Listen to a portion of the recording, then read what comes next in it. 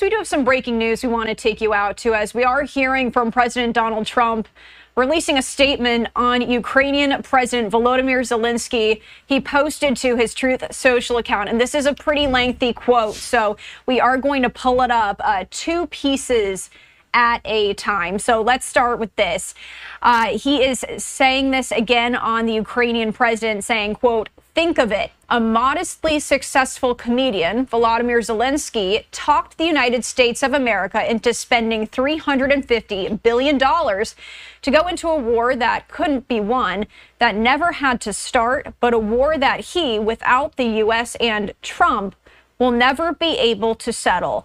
The United States has spent $200 billion more than Europe, and Europe's money is guaranteed, while the United States will get nothing back.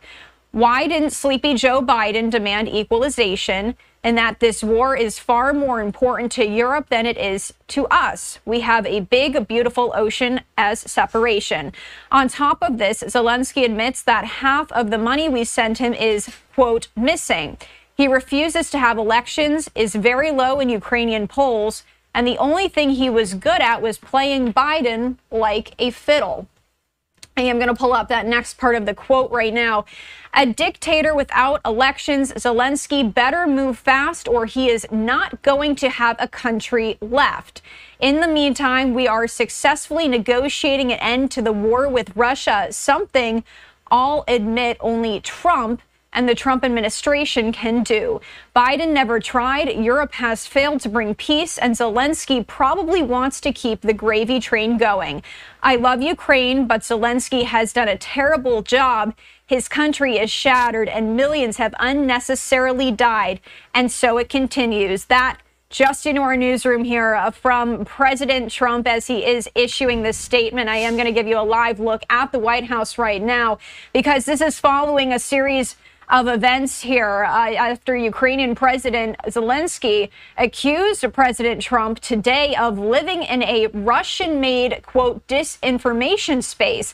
He pointed comments that risked further souring relations with Washington as Trump pushes for an end to this war.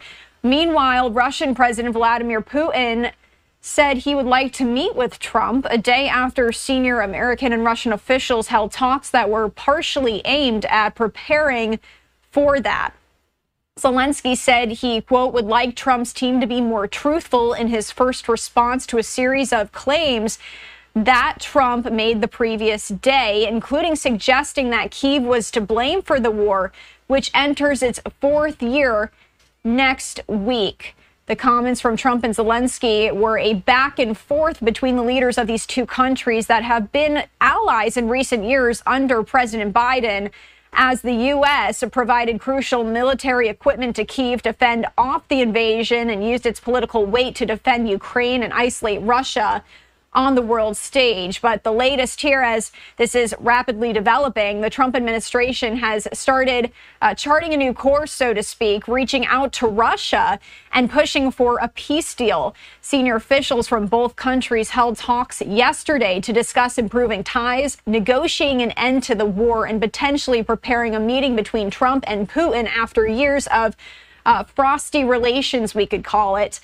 So that is the latest here as we are getting this into our newsroom. That statement from President Trump, pretty lengthy there on Truth Social. Of course, all of this coming after these increased peace talks between Russia and Ukraine that we have been showing you here on Live Now from Fox. Any more on this, of course, we will bring it to you as we always do.